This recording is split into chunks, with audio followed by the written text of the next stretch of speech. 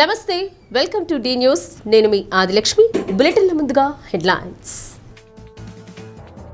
రాష్ట్రంలో అల్లర్లు సృష్టించేందుకు వైసీపీ అధినేత జగన్ కుట్ర పన్నుతున్నాడన్న ఎక్సైజ్ మంత్రి కొల్లు రవీంద్ర.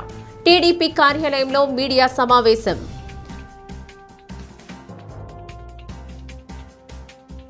జనసేన జిల్లా అధ్యక్షులు వడా చైర్మన్ షేక్ రియాజ్ పుట్టినరోజు వేడుక. నగరంలో పలుచోట్ల సేవా కార్యక్రమాలు. లోక్సభలో పునర్విభజన బిల్లును వ్యతిరేకిస్తూ తమిళనాడు రాష్ట్రంలో నిరసనలు. ప్రతులను దహనం చేసిన సీఎం స్టాలిన్. శుద్ధి చేసిన యురేనియాన్ని అమెరికాకు అప్పగించేందుకు ఇరాన్ అంగీకరించిందని అధ్యక్షుడు ట్రంప్ పేర్కొన్నారు. త్వరలో రెండు దేశాల మధ్య డీల్ కుదరవచ్చని చెప్పారు. శ్వేత సౌధంలో జరిగిన మీడియా సమావేశంలో ఈ వ్యాఖ్యలు చేశారు. శుద్ధి చేసిన యురేనియం అప్పగించేందుకు వారు అంగీకరించారు. త్వరలో ఇరు దేశాల మధ్య ఒప్పందం కూడా కుదిరే అవకాశం ఉంది. ఇరాన్ అమెరికా సంబంధాలు చాలా వరకు మెరుగుపడ్డాయి. దీన్ని చాలా మంది నమ్మలేకపోవచ్చు. 4 వారాల పాటు సాగిన బాంబు దాడులు, దిగ్బంధనం వంటివి ఫలితాన్ని ఇచ్చాయని నేను అనుకుంటున్నాను అని ట్రంప్ అన్నారు. రెండు దేశాల మధ్య ఈ వారాంతంలోపే మరోసారి చర్చలు జరిగే అవకాశం ఉందని కూడా ట్రంప్ అన్నారు. అయితే కాల్పుల విరమణను మరోసారి పొడిగించే అవకాశాలు తక్కువగా ఉన్నాయని కూడా చెప్పారు. పొడిగింపు అవసరం ఉండదనే అనుకుంటున్నట్లు చెప్పారు. ఇరాన్ గతంలో కంటే సానుకూలంగా యుఎస్తో వ్యవహరిస్తోందన్నారు. చర్చలు విఫలమైతే మరోసారి దాడులు మొదలు కావచ్చని కూడా హెచ్చరించారు. వచ్చే వారం కాల్పుల విరమణ ఒప్పందం గడువు ముగిసిపోనుంది. గతంలో బెట్టు చేసిన ఇరాన్ ప్రస్తుతం అనేక విషయాల్లో రాజీ ధోరణిలో ఉందని కూడా చెప్పుకొచ్చారు. ఇస్లామాబాద్ వేదికగా యుఎస్ ఇరాన్ మధ్య డీల్ కుదిరితే తాను పాకిస్తాన్కు వెళ్లే అవకాశం ఉందని కూడా ట్రంప్ చెప్పారు. ఈ సందర్భంగా పాక్ ఆర్మీ చీఫ్ ఆసిమ్ మునీర్ ప్రధాని షెహబాజ్ షరీఫ్పై ప్రశంసలు కురిపించారు. మునుపటి వేదికగానే మరోసారి చర్చలు జరుగుతాయని శ్వేత సౌధం ప్రెస్ సెక్రటరీ కొరిలైన్ లెవిట్ కూడా ఇటీవల పేర్కొన్నారు. అవకాశం దొరికితే రాష్ట్రంలో అల్లర్లు సృష్టించాలని వైసీపీ అధినేత జగన్ కుట్రలు పన్నుతున్నారని ఎక్సైజ్ మంత్రి కొల్లు రవీంద్ర ధ్వజమెత్తారు. వైసీపీ హయాంలో జువ్వలదిన్నె ఫిషింగ్ హార్బర్ నిర్మాణానికి నిధులివ్వకుండా జగన్ అడ్డుకున్నారని ఆగ్రహం వ్యక్తం చేశారు. కూటమి ప్రభుత్వంలో హార్బర్ పనులు వేగవంతం కావడం, ప్రాజెక్టు పూర్తయ్యే దశకు చేరుకోవడాన్ని జీర్ణించుకోలేకే వైసీపీ వాళ్లు దుష్ప్రచారాలకు తెగబడ్డారని దుయ్యబట్టారు.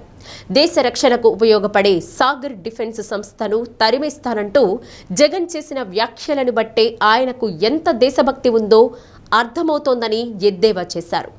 మంగళగిరి టీడీపీ కేంద్ర కార్యాలయంలో కొల్లు రవీంద్ర మీడియాతో మాట్లాడారు.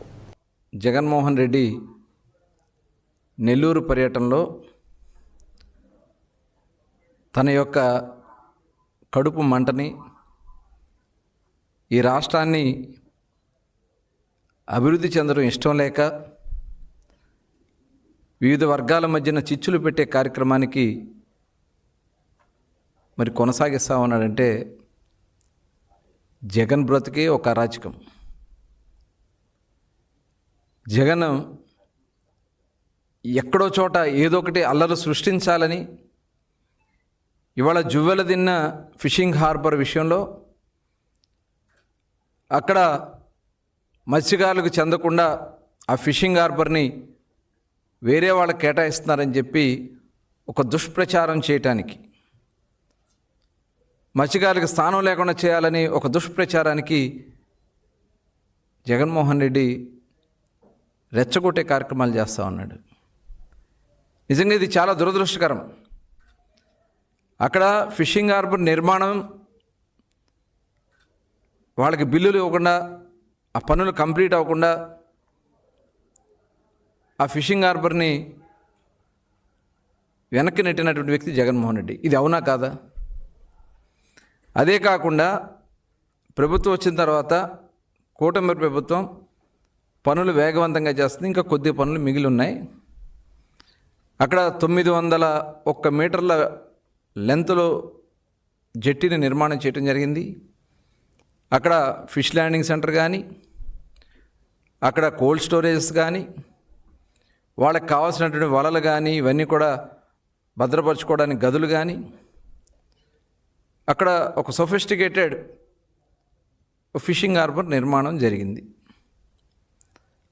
దాన్ని తీసుకెళ్ళి వేరే సాగర్ సొసైటీ, సాగర్ డిఫెన్స్ వాళ్ళకి ఇచ్చేస్తున్నారని చెప్పి ఒక దుష్ప్రచారం చేయడానికి, అంటే అక్కడ మత్స్యకారుల్ని రెచ్చగొట్టడానికి. ఇలాంటి దుర్మార్గమైనటువంటి ఆలోచన ఉన్నటువంటి వ్యక్తి నిజంగా మత్స్యకారులు పొట్టకొట్టినటువంటి వ్యక్తి జగన్మోహన్ రెడ్డి. ఫిషింగ్ హార్బర్లో ఎస్టిమేట్లు పెంచేసి దాంట్లో కమిషన్లు దండుకున్నటువంటి వ్యక్తి జగన్మోహన్ రెడ్డి. అదే కాకుండా ఆ రోజున మరి చూసాం జీవో నెంబర్ 217, అంటే తరతరాలుగా మత్స్యకారుల హక్కులుగా ఉన్నటువంటి చెరువుల్ని కొట్టేయడానికి నీ అన్యాయాలతో ఆ జీవో నెంబర్ 217 తీసుకొచ్చావు. మరి మా కూటమి ప్రభుత్వం వచ్చిన వెంటనే ఆ జీవో నెంబర్ 217ని రద్దు చేశాం. మళ్ళీ మత్స్యకారులకి ఆ భూములు చెందేలాగా చేశాం. మరి ఆ రోజున మొట్టమొదట బ్యాన్ పీరియడ్లో డబ్బులకి శ్రీకారం చుట్టింది తెలుగుదేశం. ఆనాడు గౌరవనీయులు నారా చంద్రబాబు నాయుడు గారు 50 సంవత్సరాలకి వీళ్ళు సముద్రంలో వేట చేయలేకపోతున్నారని చెప్పి 50 సంవత్సరాలకు పెన్షన్ ఇప్పించాం. వేట నిషేధ సమయంలో 4,000తో స్టార్ట్ అయ్యి ఇవాళ 20,000 రూపాయలు ఇస్తున్నాం. ఉమ్మడి ప్రకాశం జిల్లా జనసేన పార్టీ అధ్యక్షుడు వడా చైర్మన్ షేక్ రియాజ్ పుట్టినరోజు సందర్భంగా ఒంగోలు శ్రీ ప్రసన్న చెన్నకేశవ స్వామి దేవస్థానం ఆంజనేయ స్వామి గుడిలో ప్రత్యేక పూజలు చేశారు. పవన్ కళ్యాణ్ సారథ్యంలో పార్టీ బలోపేతానికి, కార్యకర్తల సంక్షేమానికి విశేషంగా కృషి చేస్తున్నారని జన సైనికులు అన్నారు.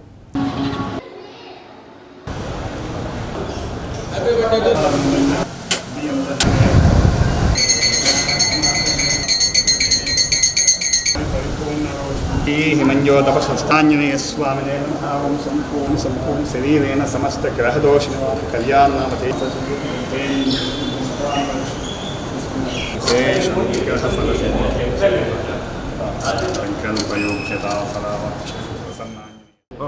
ఈరోజు మా అన్న ఉమ్మడి ప్రకాశం జిల్లా అధ్యక్షులు, అలానే ఒంగోలు అర్బన్ డెవలప్మెంట్ అథారిటీ చైర్మన్గా తన బాధ్యతలు సక్రమంగా నిర్వహిస్తూ అనాది కాలంలోనే తన ఆ డిపార్ట్మెంట్లో తన ఒక స్థానాన్ని కల్పించుకుంటూ ముందుకు పోతూ, ఎలా అయితే గడిచిన గవర్నమెంట్లో పవన్ కళ్యాణ్ గారి అడుగుజాడల్లో నడుస్తూ అందరినీ కలుపుకుంటూ ముందుకు పోయి పార్టీని జిల్లాలో ఎంతగానో అభివృద్ధి చేశారు. అట్లానే తను కూడా తనకు ఇచ్చిన పదవిని అలానే పనిచేస్తూ కళ్యాణ్ గారికి మంచి పేరు తీసుకొచ్చే వ్యక్తి రియాజ్ గారు. అన్న ఇలాంటి పుట్టినరోజు మరెన్నో జరుపుకోవాలని ఆయన నాయకత్వంలో ప్రకాశం జిల్లాలో మేము పార్టీ బలోపేతం కోసం ఆయనకు కూడా మద్దతుగా నిలుస్తామని ఇక్కడికి వచ్చి ఈరోజు ఆయన హైదరాబాద్లో ఉండటం జరిగింది. కానీ అభిమానంతో మేము పలు కార్యక్రమాలు ఏర్పాటు చేశారు. వీర మహిళ అయితేనే వెంకటరమణ హాస్పిటల్ వెనుక ఉన్న నవ్య బ్లడ్ బ్యాంక్లో రక్తదానం చేశారు.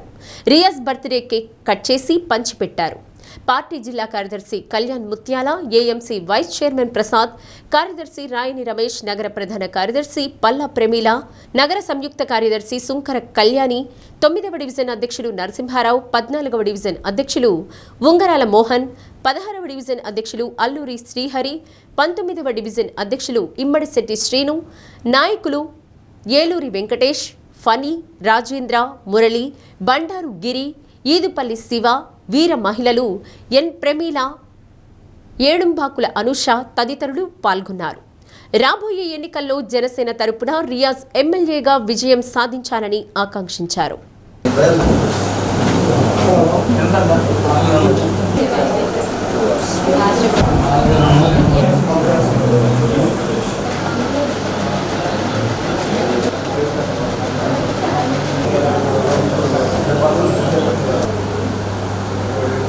మా ఉమ్మడి ప్రకాశం జిల్లా అధ్యక్షుడైనటువంటి అలాగే ఉడా చైర్మన్ షేక్ రియాజ్ గారి పుట్టినరోజు సందర్భాన మా హృదయపూర్వక శుభాకాంక్షలు తెలియజేస్తున్నాము. అతను పార్టీ పెట్టినప్పటి నుంచి కళ్యాణ్ గారి వెంటే డిప్యూటీ సీఎం అయినటువంటి పవన్ కళ్యాణ్ గారి వెంటే నడుస్తూ అతను అడుగుజాడల్లో అతను చెప్పిందల్లా చేస్తూ జిల్లాలో పార్టీని పటిష్టం చేసిన వ్యక్తి. అతను ఈరోజు అతని కష్టానికి ఫలితంగా వనుడా చైర్మన్కి ఇవ్వటం కూడా అందరికీ హర్షించదగ్గింది.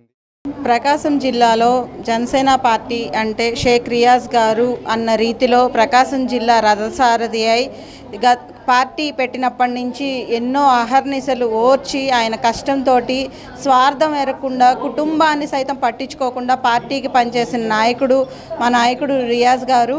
ఆయన ఈరోజు పుట్టినరోజు సందర్భంగా ఎన్నో సేవా కార్యక్రమాలతోటి ఆయన పుట్టినరోజును జరుపుకోవడం చాలా సంతోషంగా ఉంది. ఆయన ఇలాంటి పుట్టినరోజులు ఎన్నో జరుపుకోవాలని, ఎన్నో ఉన్నత పదవుల్ని అధిరోహించి ఒక శాసనసభ్యులుగా, మినిస్టర్గా ఆయన ఎంతో గొప్ప స్థానానికి వెళ్ళాలని మనస్ఫూర్తిగా కోరుకుంటూ ఫోటో తీసుకోండి.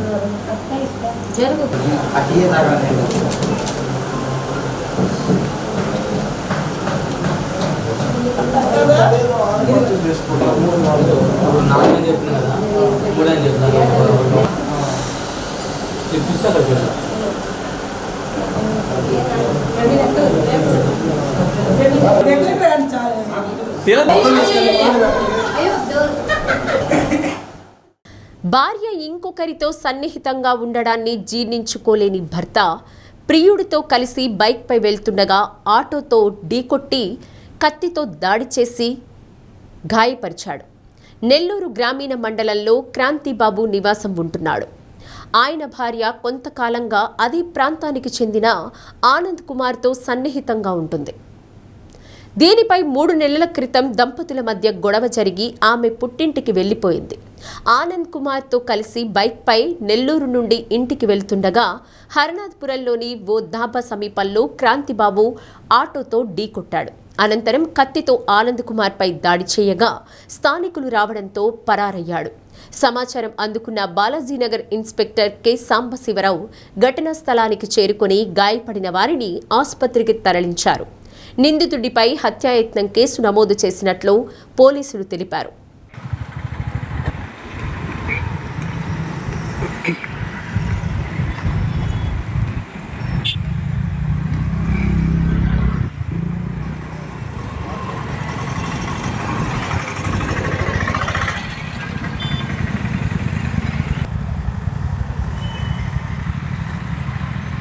ఈరోజు మధ్యాహ్నం సుమారు 3:30 గంటల సమయంలో నాకు ఒక 100 కాల్ వచ్చింది. ఈ హర్నాథపురం ఏరియాలో ఈ రాజా గెస్ట్ ఇన్ ఆపోజిట్ ఈ రోడ్డు మీద, ముత్తుకూరు రోడ్డు మీద ఒక వ్యక్తి వేరే వ్యక్తి చెత్తతో దాడి చేశారు అనే సంఘటన ఇమీడియట్గా ఆ టీం మేమందరూ కూడా ఇక్కడికి వచ్చాం. వచ్చి చూసి ఇమీడియట్గా ఇంజూర్డ్ పర్సన్స్ని నారాయణకి షిఫ్ట్ చేయడం జరిగింది, నారాయణ హాస్పిటల్కి. వివరాల్లోకి వెళ్తే ఇందులో ఇనమాల క్రాంతిబాబు, ఆయన వైఫ్ అన్నపూర్ణ, వీళ్ళు 15 సంవత్సరాలు అయిన మ్యారేజ్ ఉంటారు. అదే ఏరియాలో కడపాటి ఆనంద్ కుమార్ అనే అతను కూడా ఉంటాడు. అయితే కొంతకాలం నుంచి ఈ ఆనంద్ కుమారు, ఈ Kranthibabu wife extra marital affairs ఉన్నాయి. గత 3 నెలల క్రితం ఈ ముద్దాయి క్రాంతిబాబు కనిపెట్టి గొడవ చేయడం జరిగింది. దాని మీద ఆమె అన్నపూర్ణ కూడా సపరేట్గా ఉంటుంది, 3 నెలల నుంచి సపరేట్గా ఉన్నారు. కానీ వీళ్ళిద్దరి మధ్య ఈ రిలేషన్ ఇంకా కొనసాగుతుందని చెప్పేసి ఈరోజు ఈ ఆనంద్ బాబు, ఈ అన్నపూర్ణ బైక్ మీద, బుల్లెట్ మీద నెల్లూరు నుంచి చింతారెడ్డిపాలెం వెళ్తూ ఉన్నారు. ఈ టైంకి ఇక్కడికి వచ్చేటప్పుడు 3:30కి ఇక్కడికి వచ్చేటప్పుడు అదే టైంలో ఈ క్రాంతిబాబు, అతను ఆటో డ్రైవర్, ముందు నుంచి కష్టపెట్టుకున్నాడు, భార్యతో ఇల్లీగల్ అఫైర్ పెట్టుకున్నాడు అనే ఉద్దేశంతో ఎదురు వస్తున్నటువంటి ఈ బుల్లెట్ని ఆటోతో గుద్దడం, వాళ్ళు పడిపోవడం, ఇమీడియట్గా ముందుగా తెచ్చుకున్నటువంటి కత్తితో అతని మీద, ఆనంద్ మీద కత్తితో దాడి చేసిన తల మీద గాయపరిచాడు. ఇమీడియట్లీ పక్కన ఉన్నటువంటి వాళ్ళు అందరూ పెద్దగా సీన్లో రావడంతో అతను పరారైపోయాడు. వీళ్ళిద్దరిని నారాయణరావు షిఫ్ట్ చేయడం జరిగింది. ప్రస్తుతం వాళ్ళిద్దరు పరిస్థితి బాగానే ఉంది, ఎటువంటి ఇబ్బంది లేదు, ప్రాణాయం లేదు.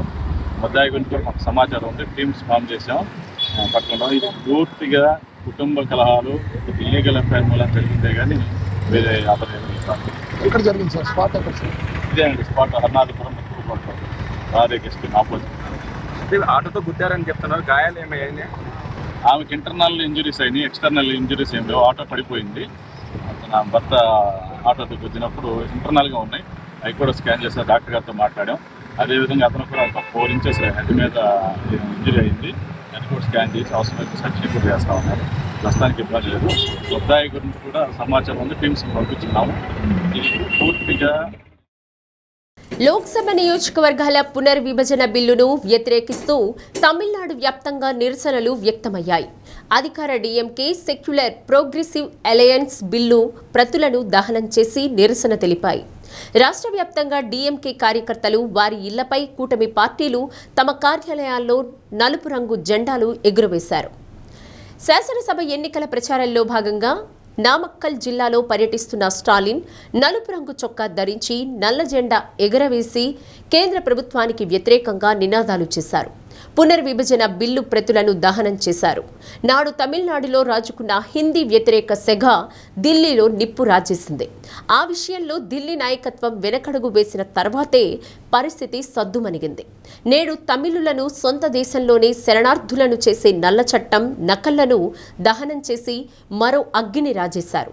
ఇది ద్రావిడ దేశమంతా వ్యాపించి బీజేపీ గర్వాన్ని అణచివేసి చూపిస్తుంది అని స్టాలిన్ ఎక్స్లో పేర్కొన్నారు. చెన్నై త్యాగరాయ నగర్లోని సిపిఎం రాష్ట్ర కార్యాలయంలో ఆ పార్టీ కేంద్ర కమిటీ సభ్యుడు సంపత్ నలుపు రంగు జెండా ఎగురవేసి నిరసన వ్యక్తం చేశారు.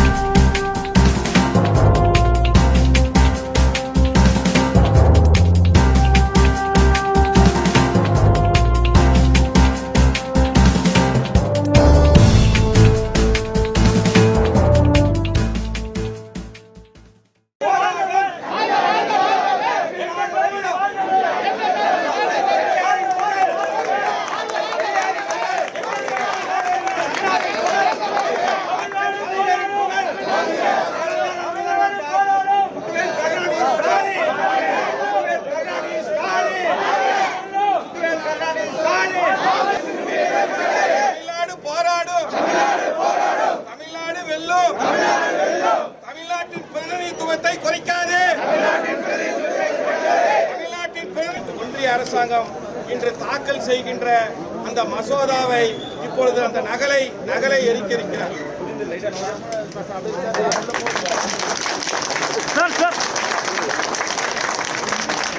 தமிழ்நாடு போராடும், தமிழ்நாடு தமிழ்நாடு போராடும், தமிழ்நாடு போராடும், தமிழ்நாடு போராடும், தமிழ்நாடு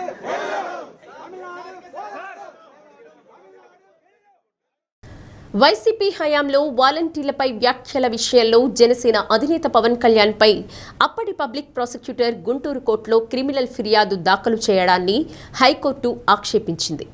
ఆ సమయంలో పవన్ కళ్యాణ్ ఎంపీ, ఎమ్మెల్యే కూడా కాదని గుర్తు చేసింది. ఏ అధికారంతో ఆయనపై గుంటూరు కోర్టు పీపీ ఫిర్యాదు దాఖలు చేస్తారని ప్రశ్నించింది. ఫిర్యాదు దాఖలకు అనుమతిస్తూ ప్రభుత్వం ఇచ్చిన జీవో సైతం హేతుబద్ధంగా లేదని, చట్ట నిబంధనలు పాటించకుండా జారీ చేసినట్లుగా ఉందని వ్యాఖ్యానించింది. విచారణలో పోలీసుల తరపున అడ్వకేట్ జనరల్ దమ్మాలపాటి శ్రీనివాస్ వాదనలు ముగిశాయి. పిటిషనర్ల తరపు ప్రతివాదనల కోసం విచారణను ఈ నెల 23కు వాయిదా వేస్తూ న్యాయమూర్తి doctor justice we Lakshmanarao ఉత్తర్వులిచ్చారు.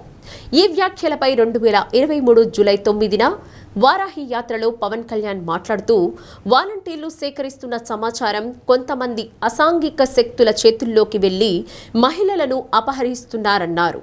YCP ప్రభుత్వం 2024 ఫిబ్రవరిలో ఐపీసీ సెక్షన్ 499, 500 కింద గుంటూరు కోర్టులో పబ్లిక్ ప్రాసిక్యూటర్ ద్వారా పవన్ కళ్యాణ్పై క్రిమినల్ కేసు దాఖలు చేసింది. కేసు వేయడానికి అప్పట్లో ఆమోదం తెలిపిన 5 వాలంటీర్లు, వైసీపీ నేతలు తమ నుంచి సంతకాలు తీసుకుని కోర్టులో పిటిషన్ వేశారని, పవన్ వ్యాఖ్యల వల్ల తమ ప్రతిష్ట ఏమీ దెబ్బతినలేదంటూ తర్వాత న్యాయాధికారి ముందు వాంగ్మూలమిచ్చారు. ఈ నేపథ్యంలో పవన్ పై ప్రాసిక్యూషన్ను ఉపసంహరించుకునేందుకు అనుమతించాలని పీపీ గుంటూరు కోర్టులో పిటిషన్ వేశారు. న్యాయాధికారి అందుకు అనుమతిస్తూ 2024 నవంబర్ 18న ఉత్తర్వులిచ్చారు. ఈ ఉత్తర్వులను సవాల్ చేస్తూ కేసు సరళ మరో 3 గతేడాది హైకోర్టులో క్రిమినల్ రివిజన్ కేసు దాఖలు చేశారు. కేసు ఉపసంహరణకు అనుమతిచ్చే అధికారం గుంటూరు కోర్టుకు లేదని, ఈ వ్యవహారం విజయవాడలోని ప్రజాప్రతినిధులపై కేసులు విచారించే కోర్టు పరిధిలోకి వస్తుందన్నారు.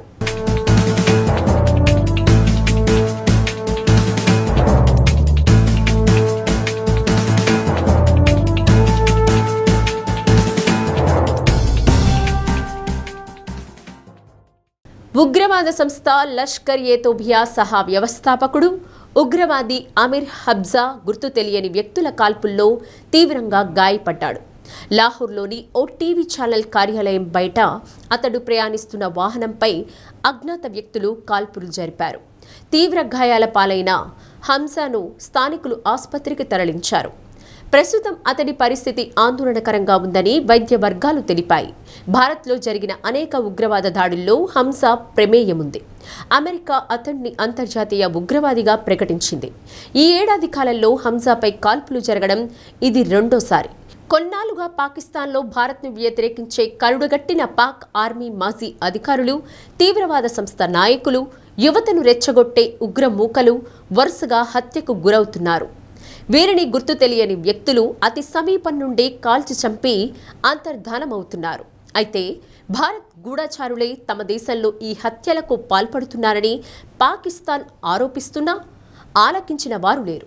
ప్రస్తుతం దాడికి గురైన హంజా బెంగళూరు, ఢిల్లీ, అహ్మదాబాద్, ముంబై లాంటి నగరాల్లో జరిగిన తీవ్రవాద దాడులకు కారకుడని మన ఇంటెలిజెన్స్ వర్గాలు నిర్ధారించాయి.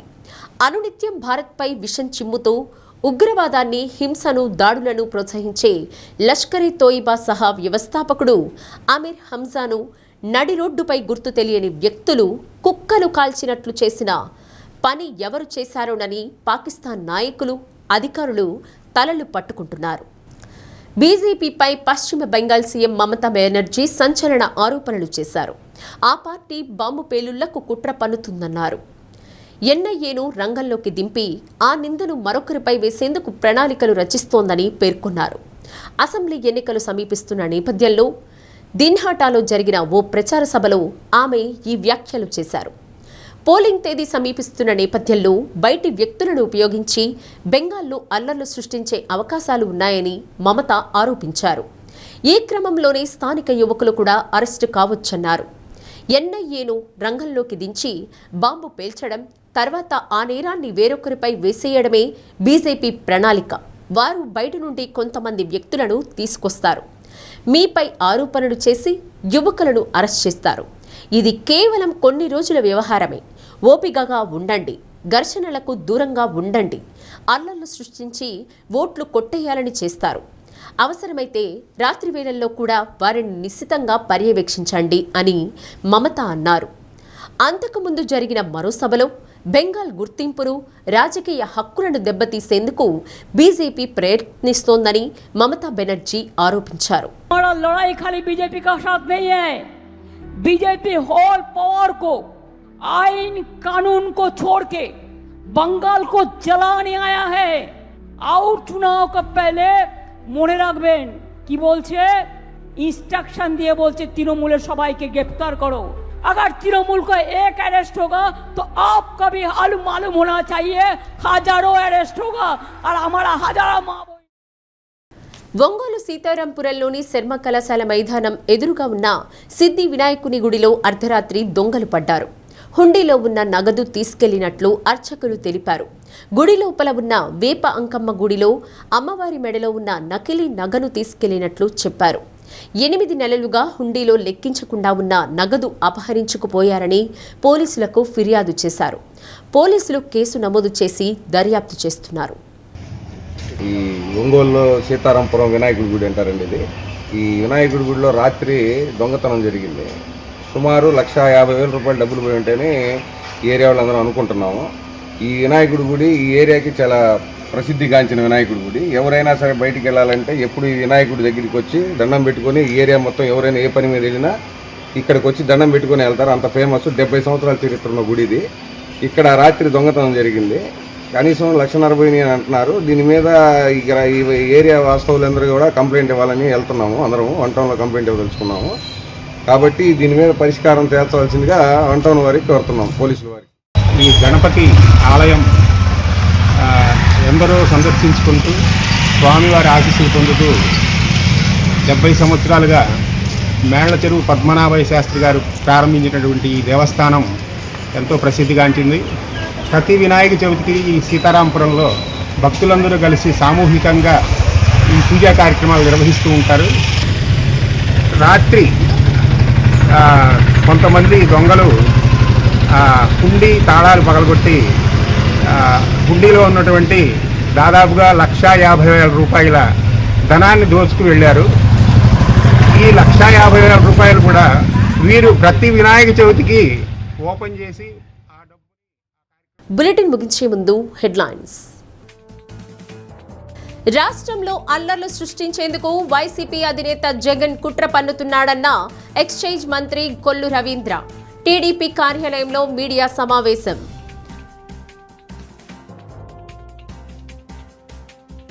జనసేన జిల్లా అధ్యక్షులు వడా చైర్మన్ షేక్ రియాజ్ పుట్టినరోజు వేడుక. నగరంలో పలుచోట్ల సేవా కార్యక్రమాలు. లోక్సభలో పునర్విభజన బిల్లును వ్యతిరేకిస్తూ తమిళనాడు రాష్ట్రంలో నిరసనలు. ప్రతులను దహనం చేసిన సీఎం స్టాలిన్. డి న్యూస్లో నేటి మాట. దేవుడు గుడుల్లో ఉంటాడో లేదో తెలియదు, కానీ మనం చేసే పనుల్లో మాత్రం ఖచ్చితంగా ఉంటాడు.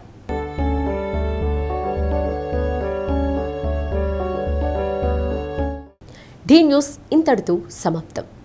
నమస్కారం.